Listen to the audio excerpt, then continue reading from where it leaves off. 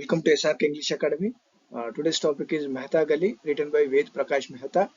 And for novel reviews, summaries, poem analysis, visit my blog englishlanguage-lit.blogspot.com. So ప్రస్తుత lesson ఇది face to face. Ved Mehta రాసిన తన ఆత్మకథ face to face నుంచి సంగ్రహించబడింది. So Ved Mehta 1934 మార్చి 21 రోజు లాహోర్లో జన్మించారు. అప్పుడు విభజనకు ముందున్న భారతదేశంలో జన్మించారు. లాహోర్ ఇప్పుడు ప్రస్తుతం పాకిస్తాన్ దేశంలో ఉంది. సో ఇతని యొక్క ఈ ప్రజెంట్ లెసన్ తన చిన్నారి మధుర జ్ఞాపకాలను మెహతా గలీలో ఏ విధంగా గడిపాడు అనేది ఇందులో వివరించాడు. ఆ మెహతా గలీ అంటే ఒక వీధి పేరు. సో అక్కడ చాలా మంది మెహతా కుటుంబీకులు నివసించేవారు. దాదాపు 50 కుటుంబీకులు నివసించేవారు. సో దాన్ని మెహతా గలీ అని పిలిచేవారు. ఆ గలీలో తాను గడిపిన మధుర క్షణాలని అతను ఇందులో వివరించాడు. సో ఇక్కడ వేద్ తన చిన్ననాడు 4వ ఏటనే గుడ్డివాడిగా మారిపోయారు. అతనికి సెరిబ్రో స్పైనల్ మెనింజైటిస్ అనే వ్యాధి వల్ల అతనికి ఈ విధంగా తాను బ్లైండ్ గా మారాడు. సో అలాగే ఈ డిజబిలిటీ, ఈ వైకల్యాన్ని అతను అధిగమించి అమెరికాలో ఫేమస్ అమెరికన్ ఇండియన్ నావలిస్ట్ గా 21వ సెంచరీలో ఇతను ఎదిగాడు. సో అతను ఎంఏ డిగ్రీ హార్వర్డ్ యూనివర్సిటీ స్వీకరించారు. అలాగే తన ఎడ్యుకేషన్ అంతా కూడా సో బ్రెయిలీ స్క్రిప్ట్ లో ఉన్న పుస్తకాల సహాయంతో, అలాగే తన స్టూడెంట్ రీడర్ తన పుస్తకాలని చదివిన యూజిన్ రోజ్ సహాయంతో తన ఎడ్యుకేషన్ పూర్తి చేశారు. So Ved Mehta popular books చూద్దాం. Face to face and autobiography 1957, daddy ji 1972, portrait of India 1970, a Ved Mehta reader, the craft of the essay 1998. In this extract, Ved explores his memories of Mehta Gali, a street in Lahore, which holds a special place for him. So ఈ part లో face to face తన ఆత్మకథలోని ఈ మెహతా గలీ part లో so Ved Mehta తన చిన్ననాడు మెహతా గలీలో గడిపిన జ్ఞాపకాల్ని, లాహోర్లోని మెహతా గలీలో గడిపిన జ్ఞాపకాల్ని మనకి వివరిస్తున్నారు. ఈ మెహతా గలీ అతని జీవితంలో ఒక్కొక్క స్పెషల్ ప్లేస్ ఆక్యుపై చేసింది. అలాగే though the narrator played with many children in the gully, he had a close bond with the children of his father's younger brother, who were about his age and had the same interest. So ఆ మెహతా గలీలో చాలా మంది పిల్లలు ఉన్నా కానీ, వాళ్ళతో ఆడుకున్నా కానీ, వేద్ మెహతాకి చాలా దగ్గరి అనుబంధం మాత్రము తన చిన్న పిల్లలతో ఉండేది. సో ఎందుకంటే వాళ్ళు ఇతని ఏజ్, అలాగే సేమ్ ఇంట్రెస్ట్ కూడా, అభిరుచులు కూడా ఒకే విధంగా ఉండేవి. Yog was leader of the Mehtas children's group, who controlled and sometimes acted as a judge or played a big brother role in settling issues during the games. So ఇతను వేద్ యొక్క చిన్నాన కొడుకు యోగ్. సో ఇతను మెహతా చిల్డ్రన్ యొక్క గ్రూప్ కి నాయకుడు. అతని అందరినీ ఆడుకునేటప్పుడు కంట్రోల్ చేసేది, కొన్నిసార్లు జడ్జిగా వ్యవహరించేది, కొన్నిసార్లు పెద్దనలాగా కూడా వ్యవహరించేది. ఎందుకంటే కొన్ని ఇష్యూస్ వచ్చినప్పుడు అతను సెటిల్ చేసేది ఆటలో వచ్చిన ఇష్యూస్ ని. Kite flying was the most popular sport in Lahore at the time of Ved's childhood. So Ved చిన్ననాడు ఆ లాహోర్ లో ఈ కైట్ ఫ్లయింగ్, ఈ పతంగులు ఎగరవేయడం అనేది, గాలిపటలు ఎగరవేయడం అనేది చాలా popular sport. The narrator gives a lively account of his experiences with the children during kite flying games. So ఇక్కడ మనకి వేద్ మెహతా తన అనుభవాల్ని చిన్నప్పుడు కైట్ ఫ్లయింగ్ గేమ్ ఆడుతున్నప్పుడు, పతంగుల ఆట ఆడుతున్నప్పుడు ఎటువంటి అనుభవాలు ఉన్నాయనేది మనకు చాలా చక్కగా వివరిస్తారు. Yogi instructed a group of 3 or 4 children to shout బో కటా when a kite string broke during a tussle. So Yog ఏం చేసేవాడంటే ఒక 3 లేదా 4 పిల్లల్ని వీధి కార్నర్స్ లో ఉంచేసి, ఎప్పుడైతే పతంగ్ కట్ అయిందో, తెగిపోయిందో పతంగులు, అప్పుడు పిల్లల్ని బో కటా అని అరవమనేవాడు. సో దాంతో మిగతా పిల్లలందరూ కూడా పరిగెత్తి కట్ అయిన పతంగిని పట్టుకునేవాళ్ళు. The rule was that if someone had placed both hands on a fallen kite, it would be his property. So వీళ్ళకి ఒక రూల్ ఉంది. ఏదైతే కట్ అయిన పతంగి కింద పడ్డప్పుడు ఎవరైతే పట్టుకుంటారో అప్పుడు ఆ పతంగ్ పైన 2 చేతులు ఎవరి ఉంటాయో ఆ పతంగ్ వాళ్ళ ప్రాపర్టీ అని ఒక రూల్ ఉంది పిల్లలది.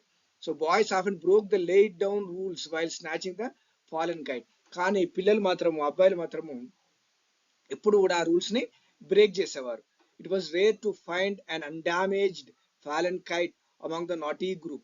సో ఈ కొంటె పిల్లల మధ్యలో ఎప్పుడు కూడా పాడుగాని పతంగి దొరికేది అసాధ్యంగా ఉండేది. సో తక్కువగా ఆ పాడుగాని పతంగి దొరికేది. The narrator was enthusiastic about running in the direction of kite hunters to catch the falling kite, listening to their shouts, but the kite hunters would forbid him to follow them. ఎప్పుడైతే ఈ narrator Ved Mehta kite hunters పరిగెత్తుతున్నప్పుడు అరుస్తూ పరిగెత్తున్నప్పుడు ఆ అరుపులు విని, ఇతను గుడ్డివాడు కాబట్టి అరుపులు విని వాళ్ళతో పాటు పరిగెత్తేవాడు ఆ షౌట్స్ విని. కానీ మిగతా కైట్ ను పట్టుకోవడానికి పరిగెత్తే పిల్లలు కైట్ హంటర్స్ మాత్రం ఇతన్ని వారించేవారు, నువ్వు రాకూడదని. In the play he forgot his handicap and enjoyed the company of the boys. కానీ ఈ ఆటలో అతను తన వైకల్యాన్ని మర్చిపోయి పిల్లలతో చాలా చక్కగా ఎంజాయ్ చేసేవాడు. The narrator explains his bitter experience while kite hunting and how he once had a narrow escape from a two-story fall. So ఇక్కడ వేద్ మెహతా తనకు జరిగిన ఒక చేదు అనుభవం గురించి మనకు ఎక్స్ప్లెయిన్ చేశాడు. తను పతం కోసం పరిగెత్తున్నప్పుడు రూఫ్ టాప్ పైన డాబా పైన పరిగెత్తున్నప్పుడు ఒక ఇంటి నుండి ఇంకో ఇంటికి పరిగెత్తున్నప్పుడు చిన్నగా తను ఒక 2 అంతస్తుల బిల్డింగ్ నుంచి పడిపోయే ప్రమాదం నుంచి తప్పించుకున్నారు. Upon learning of this incident, his mother did not allow him to play outside of the house. So ఈ విషయం తెలిసిన తర్వాత, తాను 2 అంతస్తుల నుంచి పడిపోయే ప్రమాదం ఉండేది అనే విషయం తెలిసిన తర్వాత తన తల్లి మాత్రం ఇతన్ని బయటికి వెళ్ళడానికి అనుమతించలేదు. His sister Pom was 13 years old and was respected by both the boys and girls in the group. So ఇతని సిస్టర్ పేరు పోమ్, ఆమె 13 ఏళ్ళు ఉన్న అమ్మాయి. ఆమె మాత్రం మిగతా ఆ గ్రూప్ లోని ఆడుకునే పిల్లల గ్రూప్ లో బాయ్స్ గర్ల్స్ లో ఆమెకు చాలా రెస్పెక్ట్ ఉండేది, గౌరవం ఉండేది. The narrator talks about Babiji, his grandmother, who used to narrate vividly the Ramayana and other moral stories.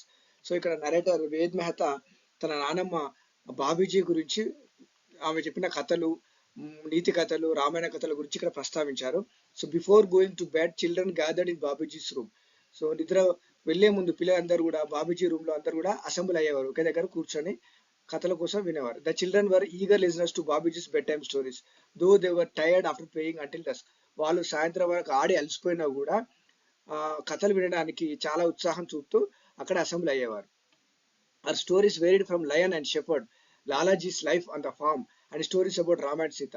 So ఆమె చెప్పే కథలు చాలా రకరకాలుగా ఉండేవి. అందులో లయన్ అండ్ షెఫర్డ్, సింహము మరియు గొర్రెల కాపరి కథ, అలాగే తన తాత లాలాజీ అంటే ఆమె భర్త లాలాజీ వ్యవసాయ భూమిలో జరిగిన కొన్ని సంఘటనలు, అలాగే రాముడు మరియు సీతకు సంబంధించిన కథలు, సీతారాముల కథలు ఉండేవి. After listening to folk tales, children return home refreshed and promise themselves to live up to the ideals of Ram and Sita. But next day they were fighting against over the fallen kites. So ఆ కథలన్నీ విన్న తర్వాత పిల్లలందరూ కూడా చాలా refresh అయ్యి ఇంటికి వెళ్ళేవాళ్ళు. అప్పుడు అనుకునేవాళ్ళు మేము కూడా సీతారాములు లాగానే ఆదర్శంగా ఉండాలని. కానీ బట్ నెక్స్ట్ డే ఏం జరిగేది, వాళ్ళు ఫాలెన్ కైట్స్, తెగిపోయిన పతంగుల గురించి గొడవ పడుతూ ఉండేవారు. Ved's brother Om felt insulted when he was hit by his grandfather with a cane in the absence of their parents. So తన వేద్ యొక్క ఫాదరు మదరు వాళ్ళు ఈ ట్రిప్ పైన వెళ్ళినప్పుడు వీళ్ళ పిల్లల్ని వాళ్ళ గ్రాండ్ ఫాదర్ గ్రాండ్ మదర్ దగ్గర వదిలి వెళ్తారు. సో వేద్ యొక్క బ్రదర్ ఓమ్ గ్రాండ్ ఫాదర్ తన కర్రతో తనను ఓం ని కొట్టినప్పుడు ఓం ఇన్సల్ట్ గా ఫీల్ అవుతాడు చాలా. Enraged, Pom gathered all her siblings together and left the house that very night, giving a clear indication that they could not tolerate such an insult.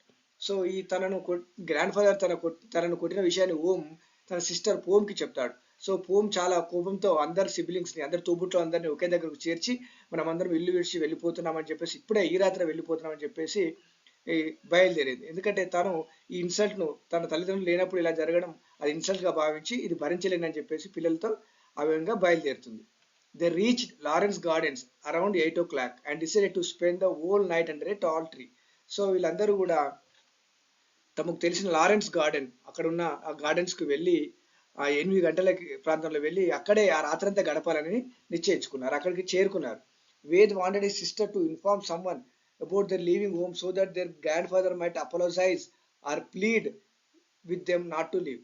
So Ved ఏమనుకున్నాడంటే తన సిస్టర్ పోమ్ ఈ విషయాన్ని ఎవరికైనా ఒకరికి చెప్తే బాగుండేది, ఎందుకంటే ఆ విషయం తెలిసి తను మేమందరం విల్లు విడిచి వెళ్ళిపోతున్న విషయం తెలిసి గ్రాండ్ ఫాదర్ తన తప్పును క్షమించమనో లేదా బతలాడుతున్నానని అనుకున్నారు. కానీ ఆ విషయాన్ని ఎవరికి పోమ్ చెప్పలేదు. Finally to his great relief their uncle and servants spotted the 6 siblings and scolded them for causing so much trouble. So వాళ్ళందరూ ఆ రాత్రి 10:30 వరకు కూడా అక్కడే ఉన్నారు. సో ఈ వీళ్ళ అంకుల్ అలాగే సర్వెంట్స్ అందరూ వెతుక్కుంటూ వచ్చి వీళ్ళను గమనించి వాళ్ళను కోప్పడి ఇంత ఇబ్బందులు పెట్టేందుకు చాలా కోప్పడ్డారు. Sister Pom didn't move until her uncle assured her that grandfather would make apology to brother Om. కానీ సిస్టర్ పోమ్ మాత్రం అక్కడి నుంచి కదలడానికి సిద్ధపడలేదు. ఎప్పుడైతే వాళ్ళ వేది యొక్క అంకుల్ నేను గ్రాండ్ మదర్తో ఓమ్కి అపాలజీ సారీ చెప్పిస్తానని చెప్పిన తర్వాతనే ఆమె అక్కడ నుండి బయలుదేరింది. So then all 6 children joined hands and with uncle and servants headed towards their grandfather's house in the Mehta Gali. So ఆ తర్వాత అందరూ కలిసి అక్కడ నుండి మెహతా గలీ గ్రాండ్ ఫాదర్ యొక్క హౌస్ మెహతా గల్లీలో ఉన్న గ్రాండ్ ఫాదర్ హౌస్ కి బయలుదేరారు. సో ఇవి షార్ట్ ఆన్సర్స్ క్వశ్చన్స్, గత పరీక్షల్లో వచ్చిన ప్రశ్నలు. సో ఇది 75 వర్డ్స్ లోపల రాయాల్సిన సమాధానాలు ఇవి. సో మీరు సమ్మరీ పూర్తిగా చదువుకుంటే ఇది రాయడం చాలా సులభం అవుతుంది. సో నేను కొన్ని ఆన్సర్స్ ఇక్కడ ఇచ్చాను మీకు. ఒకసారి క్వశ్చన్స్ అవుతాను చూడండి. How did Ved fly kites with boys? So Ved ఇతర పిల్లలతో కలిసి ఏ విధంగా కైట్స్ ఎగరవేశాడు అనేది ఈ ప్రశ్న. Second question, did Ved fall from the roof why? So Ved డాబాపై నుంచి పడిపోయాడా, ఎందుకు అని ఈ ప్రశ్న. Third question, which values did the children learn from Babuji? వాళ్ళ నాన్నమ్మ బాబూజీ నుండి ఎటువంటి విలువలు పిల్లలు నేర్చుకున్నారు? ఇది ప్రశ్న. Fourth question, why was Om punished by grandfather? Om grandfather ఎందుకు పనిష్ చేశాడు, ఎందుకు శిక్షించాడు? సో ఇది ఫోర్త్ క్వశ్చన్. సో మీకు డీటెయిల్ నోట్స్ కోసం, సమ్మరీస్ కోసము డిస్క్రిప్షన్లో నా బ్లాగ్ యొక్క లింక్ ఇస్తున్నాను. మీరు ఆ లింక్ క్లిక్ చేస్తే మీకు సమ్మరీస్ కానీ డీటెయిల్ నోట్స్ కానీ దొరుకుతాయి.